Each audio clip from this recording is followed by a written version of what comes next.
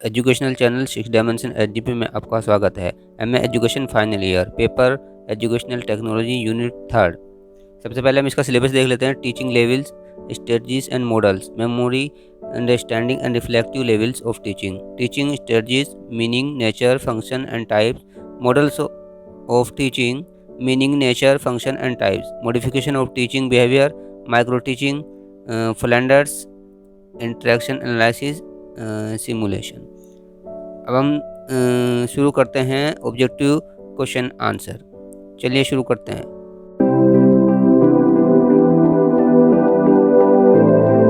प्रश्न 1, शिक्षण विधियों तथा शिक्षण व्यूह रचनाओं में अंतर होता है। ऑप्शन है ए प्रारूप का, बी अधिनियमों का, सी उद्देश्यों का, या डी पाठ्य वस्तु का। तो यहाँ पर सही उत्तर है ऑप्शन सी उद्देश्यों का। प्रश्न 2, कौन सा कारक शिक्षण व्यूह रचना के चयन से संबंधित है। ऑप्शन है ए आवश्यकताएं, बी शिक्षण उद्देश्य, सी अधिगम दशाएं, या डी उपरोक्त सभी। तो यहाँ पर सही उत्तर होगा ऑप्शन डी उपरोक्त सभी। प्रश्न 3, व्यक्तिगत भिन्नता की व्यूह रचना है। ऑप्शन ए अनुवर्ग, बी भूमिका निर्वाह, सी अभिकर्मित अनुदेशन, या डी खोज व्यूह। तो यहाँ पर सही उत्तर होगा ऑप्शन सी अभिकर्मित अनुदेशन। प्रश्न 4, स्वामित्व अधिगम व्यूह रचना किसके द्वारा दी गई। Option A B S. Bloom, B J S. Bruner, C Davis, या डी उपरोक्त में से कोई नहीं। तो यहाँ पर सही उत्तर होगा ऑप्शन ए बी.एस. ब्लूम। प्रश्न 5, एल्गोरिथम संप्रेषण व्यूह रचना तथा निर्णय तालिका व्यूह रचना उदाहरण हैं। ऑप्शन ए लिखित संप्रेषण व्यूह रचना के, बी मौखिक संप्रेषण व्यूह रचना के, सी ए एवं बी दोनों, या डी उपरोक्त में से कोई नहीं। तो यहाँ पर सही उत्तर होगा ऑप्शन ए लिखित संप्रेषण व्यूह रचना के। प्रश्न 6, ह्यूरिस्टिक या अन्वेषण व्यूह रचना के प्रतिपादक हैं। Option A Thomas Emrisk, B Henry Edward Armstrong, C B F. Skinner, या डी नॉर्मन ए क्राउडर। तो यहाँ पर सही उत्तर होगा option B Henry Edward Armstrong. प्रश्न 7, प्रभुत्ववादी शिक्षण आयु में शामिल नहीं है। ऑप्शन ए अभिक्रमित अध्ययन, बी अनुवर्ग शिक्षण, सी ऐतिहासिक खोज, या डी पाठ प्रदर्शन। तो यहाँ पर सही उत्तर है ऑप्शन सी ऐतिहासिक खोज। प्रश्न 8, व्याख्या व्यूह रचना का मुख्य उद्देश्य क्या है। ऑप्शन ए भावात्मक उद्देश्यों की प्राप्ति, बी उच्चतम स्तर के ज्ञानात्मक उद्देश्यों की प्राप्ति, सी ए एम दोनों, या डी उपरोक्त में से कोई नहीं। तो यहाँ पर सही उत्तर होगा ऑप्शन बी उच्चतम स्तर के ज्ञानात्मक उद्देश्यों की प्राप्ति। प्रश्न 9, व्याख्यान व्यूह रचना किस दार्शनिक विचारधारा से संबंधित है। ऑप्शन ए आदर्शवादी विचारधारा, बी प्रयोजनवादी विचारधारा, सी प्रकृतिवादी विचारधारा, या डी उपरोक्त में से कोई नहीं। तो यहाँ पर सही उत्तर होगा ऑप्शन ए आदर्शवादी विचारधारा। प्रश्न 10, कौन सी शिक्षण व्यूह रचना व्यक्तिगत भिन्नता से संबंधित है। ऑप्शन ए भूमिका निर्वाह, बी अनुवर्ग शिक्षण, सी खोज, या डी अभिकर्मित अनुदेशन। तो यहाँ पर सही उत्तर होगा ऑप्शन डी अभिकर्मित अनुदेशन। प्रश्न 11, प्रजातांत्रिक व्यूह रचना में शामिल नहीं है। ए मस्तिष्क संवेदन, बी संवेदनशील प्रशिक्षण, सी अभिकर्मित अनुदेशन, या डी प्रश्नोत्तर। तो यहाँ पर सही उत्तर है ऑप्शन सी अभिकर्मित अनुदेशन। प्रश्न 12, ये व्यूह रचनाएं छात्रों में सामाजिक विकास को बढ़ावा देती हैं तथा ज्ञानात्मक, भावात्मक एवं क्रियात्मक उद्देश्यों को समझने में सहायता भी करती हैं। ये महत्वपूर्ण व्यूह रचनाएं हैं।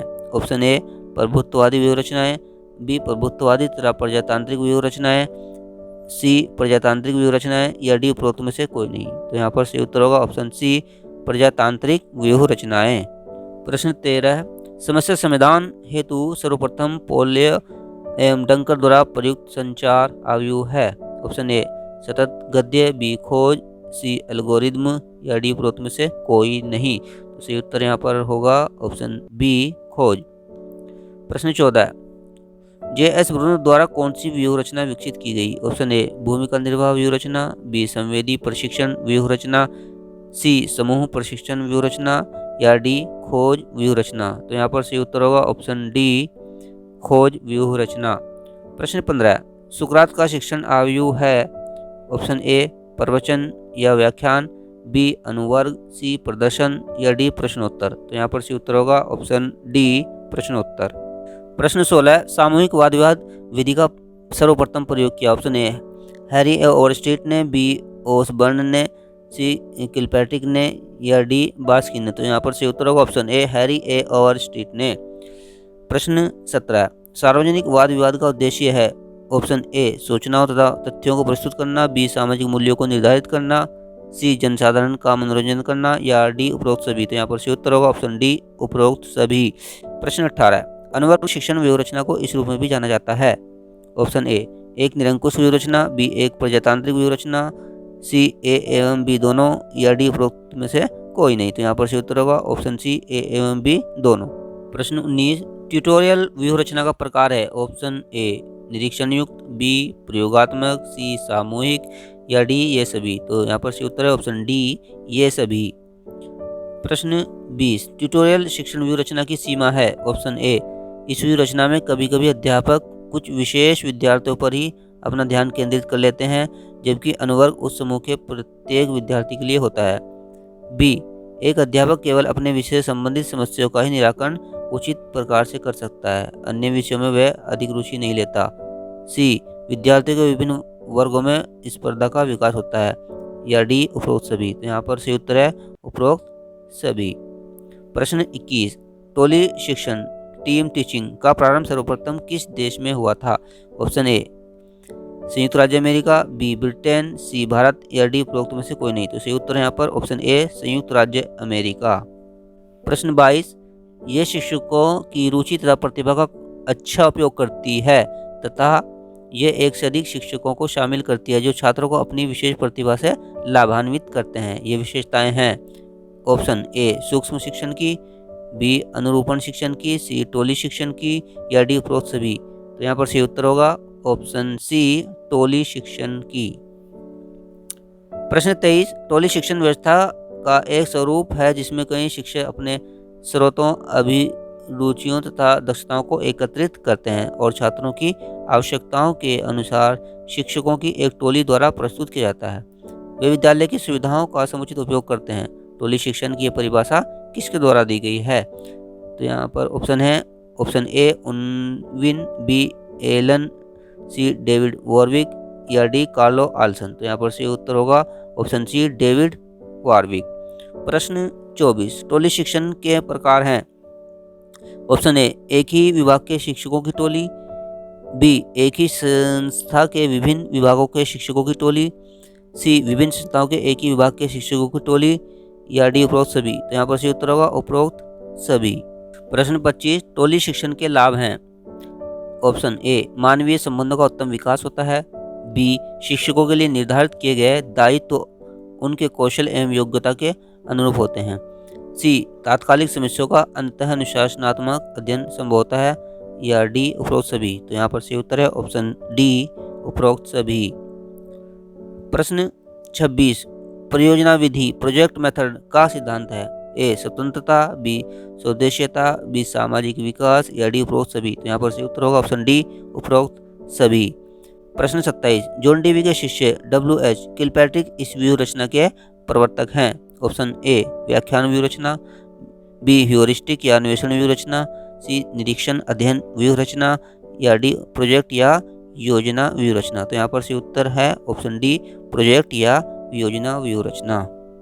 प्रश्न 28 प्रोजेक्ट वह सहृदय उद्देश्यपूर्ण कार्य है जो सामाजिक वातावरण में पूर्ण संलग्नता से किया जाता है। यह परिभाषा दी गई है ए बेलार्ड द्वारा, बी किलपैट्रिक द्वारा, सी स्टीवेंसन द्वारा या डी पार्कर द्वारा। तो यहाँ पर सही उत्तर है ऑप्शन बी किलपैट्रिक द्वारा।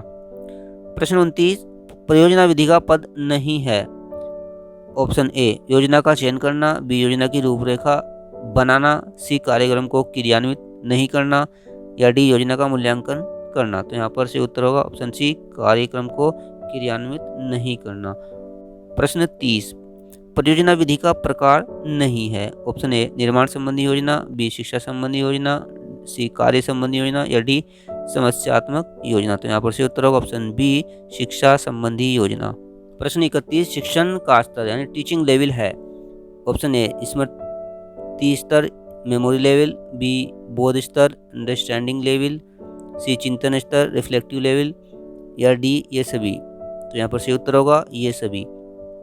प्रश्न 32 हर्बर्ट के अनुसार स्मृति शिक्षण के उद्देश्य हैं। ऑप्शन ए मानसिक पक्ष का विकास, बी सुनिश्चित तथ्यों का ज्ञान प्रदान करना, सी अधिगम तथ्यों का स्मरण, या डी उपरोक्त सभी। तो सही उत्तर है ऑप्शन डी उपरोक्त सभी।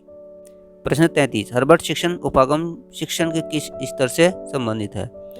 ऑप्शन ए स्मृति स्तर शिक्षण, बी बोध स्तर शिक्षण, सी चिंतन स्तर शिक्षण, या डी उपरोक्त में से कोई नहीं। तो यहाँ पर सही उत्तर है ऑप्शन ए स्मृति स्तर शिक्षण। प्रश्न 34 मॉरिसन ने बोध स्तर के प्रतिमान को कितने भागों में बांटा है। ऑप्शन ए 6, बी 4, सी 5, या डी 7। यहाँ पर सही उत्तर है ऑप्शन बी 4। प्रश्न 35 शिक्षण के चिंतन स्तर का प्रतिमान विकसित किया गया। Option A H C. मॉरिसन द्वारा, बी हर्बर्ट द्वारा, सी एम.पी. हंट द्वारा, या डी जॉन डीवी द्वारा। तो सही उत्तर है यहाँ पर ऑप्शन सी एम.पी. हंट द्वारा। प्रश्न 36 शिक्षण प्रतिमान के 4 मूल तत्व होते हैं। 2 हैं उद्देश्य तथा संरचना, अन्य 2 के नाम हैं। ऑप्शन ए सामाजिक प्रणाली एवं सहायक प्रणाली, बी संक्रिया एवं उत्पादन, सी प्रक्रिया एवं मूल्यांकन। तो यहाँ पर सही उत्तर है ऑप्शन ए सामाजिक प्रणाली एवं सहायक प्रणाली। प्रश्न 37 शिक्षण क्रियाएं एवं युक्तियां शिक्षण प्रतिमान के किस पद में निर्धारित की जाती हैं। ऑप्शन ए उद्देश्य, बी संरचना, सी सामाजिक प्रणाली, या डी सहायक प्रणाली। यहाँ पर सही उत्तर है ऑप्शन बी संरचना। प्रश्न 38 शिक्षण प्रतिमान के किस हिस्से में शिक्षक की भूमिका का वर्णन होता है। ऑप्शन ए उद्देश्य, बी संरचना, सी सहायक प्रणाली, या डी सामाजिक प्रणाली। तो यहाँ पर सही उत्तर है ऑप्शन डी सामाजिक प्रणाली।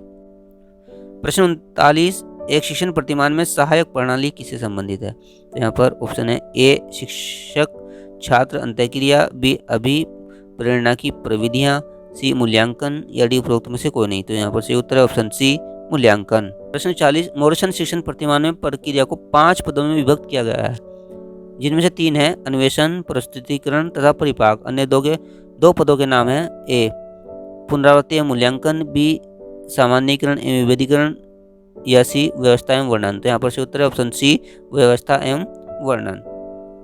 प्रश्न 41 शिक्षण का अंतःक्रियात्मक प्रतिमान किसके द्वारा दिया गया है। Option A Davis, B N A. Flanders, C Glaser, या डी उपरोक्त में से कोई नहीं। तो यहाँ पर से उत्तर ऑप्शन बी एन.ए. फ्लैंडर्स।